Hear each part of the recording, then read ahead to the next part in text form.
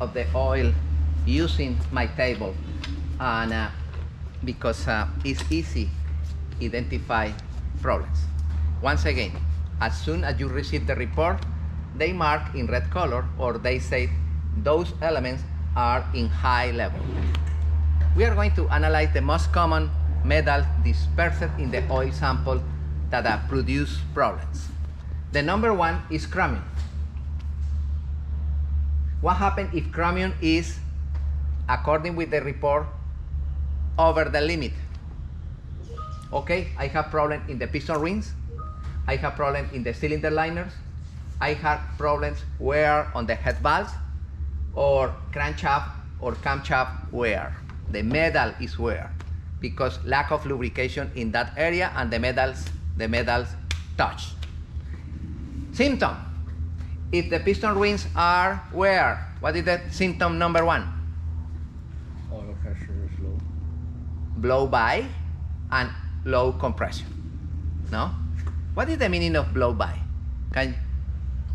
Who can explain me what is the meaning of blow by?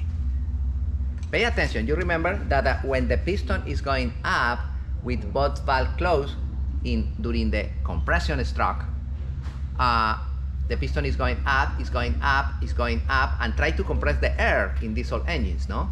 Or try to compress the air and fuel in gasoline engines. When the air is fully compressed, use some degrees before the piston reach the top, the center, the injector inject the fuel and produce the explosion and pam pam pam. But what happens if I have blow by? It sends the fuel after the thing gets to the top. No. If I have blow by, Susan, it's because I have leaks. The piston rings don't produce a good seal, and when the piston is going up, a lot of air or mixture is going down, and enter in the crankcase, in the oil pan, and splash oil. You know, this is blow by. But it still causes the explosion. Because if you have leaks between the piston rings and the cylinder liners, the piston not compressed properly, and you have leaks going down and produce blow by. When you buy oil, What is the same? How you can see visually that you have blow by? you can take the cap off. If you remove the cap of the valve cover, you see a lot of gases coming out and a lot of splash oil coming out. Yeah, what you do, That's not normal. when you buy an old diesel truck to check if it has blow by or not, you take The cover cap. and you put it back on top of it, and if it starts bouncing, then it has blow by. That's correct. That's great. You're That's talking great. about the engine oil cover? The valve cover. The valve cover. You take it off and then you you put take it- it off and you flip it on its backside so it sits on the thing flush. If it sits on there and it doesn't move, it doesn't have blow by. But if it starts bouncing, it has blow by. Correct. Oh. Thank you. This is a great example. Or you see a lot of splashing going on Yeah. when the valve is But open. this is a great. Sometimes it doesn't even splash. It's just you feel what he says that. Oh, interesting. It's- So then when you put the cap back on it, it'll start jumping, and then you know the truck has blow by. So you know you Correct. have to do piston rings, Correct. and all that stuff. You It's have to a- do it's whole a lot of thing. work. Exactly. Okay. And this is the symptom: blow by and low compression, of course. And what is the solution? Check compression test. Number one. And verify with the compression test if the problem is on the piston rings or if the problem is on the valves, and fix it and repair the engine if it's necessary. Good? All right. Number two, I have excessive amount of chromium because the cylinder liners are wear. Once again, loss of power, low compression. Once again, compression test and coolant test, both of them. If you have suspicious that is on the cylinder liners. Okay, excessive amount of chromium is also possible because you have wear on the head valves, between the head valves and the guides of the valves, where the valves are moving. What happens if I have too much play between the valves and the valve guide that you repaired yesterday? So, my friend, listen to me and pay attention.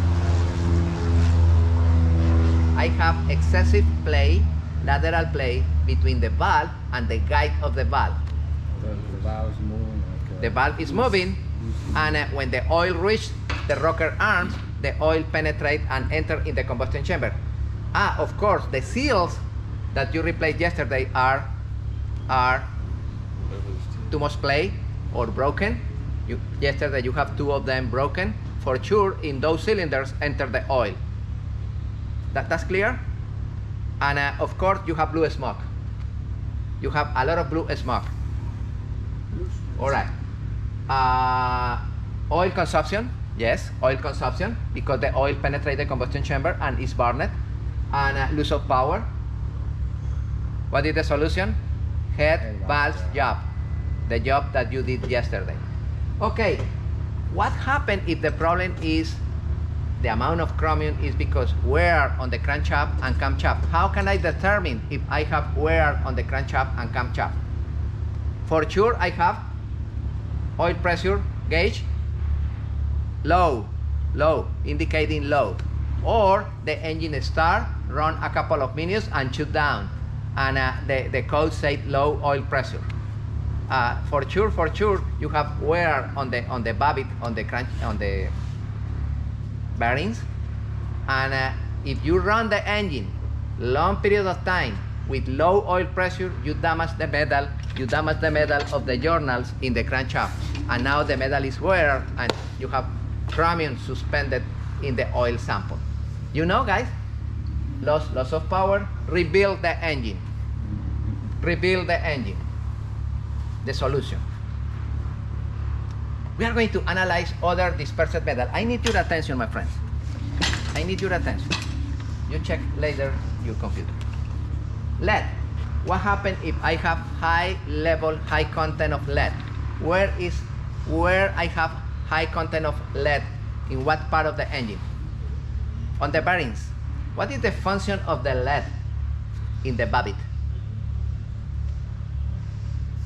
Soft metal. Excuse me? Soft metal. It's that too soft. Will turn liquid when. Correct. The melting point of lead is low. When the temperature of the oil increase, the lead becomes liquid and works like a lubricant between the bearing and the crankshaft. That's nice, no? Yes, in plain bearings, of course, if you have a lot of lead dispersed in the sample, you have low oil pressure. And you have probably the NOx sensor activated. The solution is rebuild the engine. Or if you have wear on the bushings, you remember the bushings on the turbo or in the turbocharger? No, turbo. Yeah, the bearings. You have a seat over there. And what is the solution? Rebuild the engine once again. Oh, this is not good. Okay, we are going to analyze other critical metal. Iron. Do you have blue smoke as well? Yeah, of course. Yeah, Of blue course. smoke. Of And course. Then, you have the NOx sensor, like you said. Of course. Right? If you have, normally in all of those, you have, if you have a low oil pressure, NOx sensor is activated. But now, what point is the oil pressure switch activated? Okay, this is an interesting point. You remember, guys, thank you. The question of Marco, in what scenario is that the oil pressure switch is activated? Remember that this is the bracket where the oil filter is located, no, guys? In this bracket you have 2 holes. One hole for the oil pressure switch and other hole for the oil pressure sensor. The oil pressure switch and sensor, or vice versa, doesn't matter. The oil pressure sensor send the signal to activate the gauge and also the signal for the computer if the engine have computer. That's clear? That's the sensor. And the oil pressure switch only have 2 terminals and one cable enter in one terminal and continue. What cable is, you remember when we did the harness?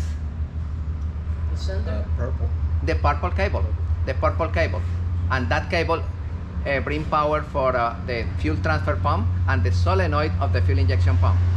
If that cable, the power is off, you don't have fuel transfer and the solenoid closed and the fuel no enter in the fuel injection and the engine stop. Okay, this is the function. This is also kill kill switch. It's a kill switch. Good? The same we are going to do with the coolant temperature switch. At what point is it activated though? Oh, that depends of each manufacturer. Each manufacturer have a different parameters for at what level I am going to kill the engine. That depends of the material and that depends of the manufacturer. Good, guys? All right. Iron. Where you have iron in your engine? The engine is in iron alloys, no? In ferrous alloys. All right. Possibilities: cylinder liner, piston rings, crankshaft, rust, corrosion in the system, head valves, gears, oil pump. Basically, in any part of the engine, if you have high level of iron, my friend, if you have high level of iron, you have a dramatic wear on the engine. You run the engine for a long period of time with improper oil, with dirty oil, with low oil pressure in the oil pressure gauge, and you destroy your engine. If the level of iron past the limit, it's because that engine is for rebuild, all of those. High level of iron is the worst scenario. Because remember, all of those elements are ferrous alloys. Oh, with more chromium, with less chromium, with more vanadium, but all of them iron. Iron 98% and the other ingredients. If you have high level of iron, what happened? Bingo, finito. No? Bye-bye. Rebuild the engine. In all the scenarios, cylinder liners, you have bad performance, rebuild the engine. Piston rings, excessive oil consumption, rebuild the engine. Crankshaft, rebuild the engine. Rebuild the engine. Iron is no good. No good. Excuse me, Mr. Lopez, I received the sample of oil. I have high level of lead bearings. I have high level of chromium. Oh, piston rings, cylinder liner, I have ultra high level of iron. Okay, my friend. I am going to send a quote for a new engine. Can I repair? No, my friend, for sure. Or probably. All right. Aluminum. Aluminum is another critical component. Give me an example of elements in a diesel engine fabricated in aluminum alloys. The number one, piston rings, pistons, sorry. Number two, in some engines, heads, no? The heads. The housing, look at this housing. The bracket where the oil filter is bolted is in aluminum. The housing of the coolant pump in aluminum.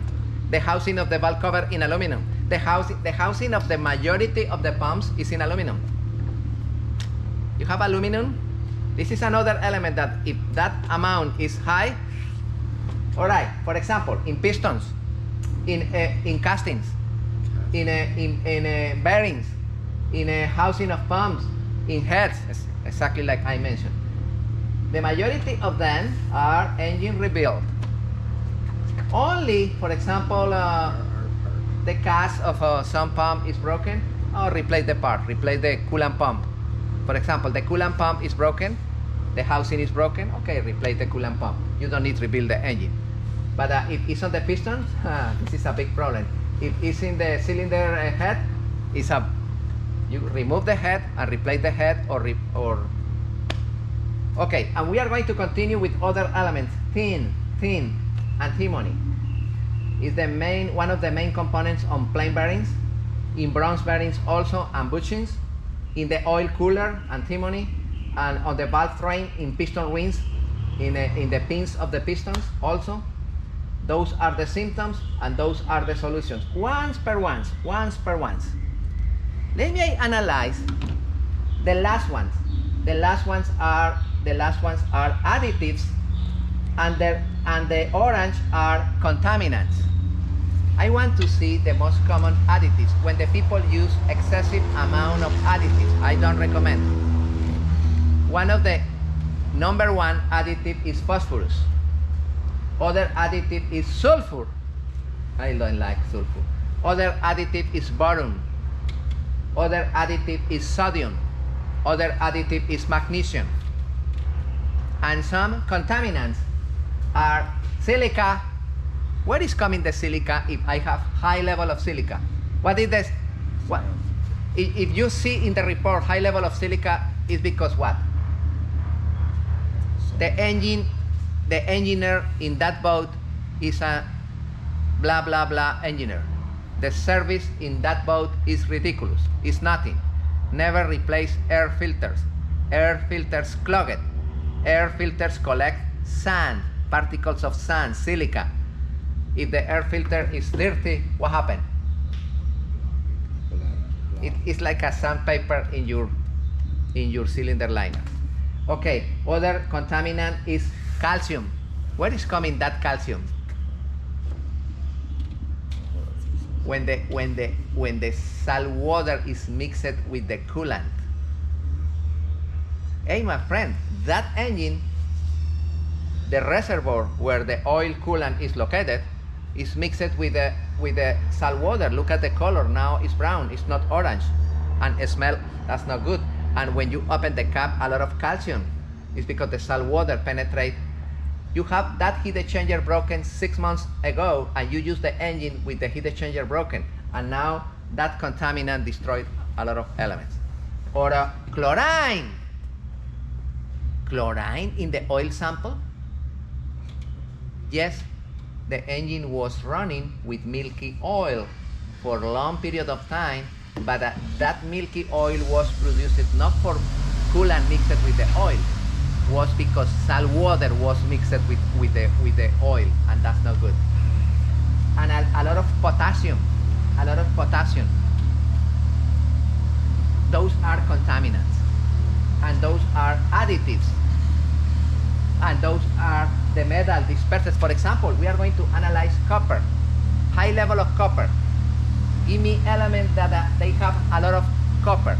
For example, the bearings of the turbocharger, copper bearings. The oil coolers, all the oil coolers, they have a lot of oil, a lot of copper. The place of the clutch,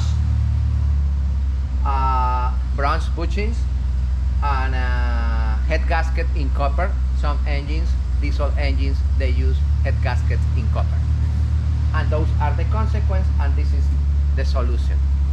Hey, my friend, you need that table. You can get that table in my website. Nice analysis, no? If you are familiarized with the metals and where are located those metals, try to memorize that table, my friends. My friend, you can memorize. Why memorize? You can just carry it in the middle. Memorize it after working with it. Keep You it. only memorize it after. I memorize everything. After you listen. You can. You are more intelligent like me. No, I'm saying get it if you encounter it more often. No, papi, memorize. The periodic table. Memorize the periodic table. That's. Yes, papi. Group number 1: hydrogen, lithium, sodium, potassium, rubidium, cesium, francium. Memorize the periodic table. I only have a few left. So does this apply to anything? Yeah. With oil, so gas, Diesel. anything. Transmission, anything. Transmission. Are these are these numbers accurate? for- Those for numbers are average. Okay. Average. And they sell that, what, they sell that post on your website? Yes, I have here if you want it. It's $10. One of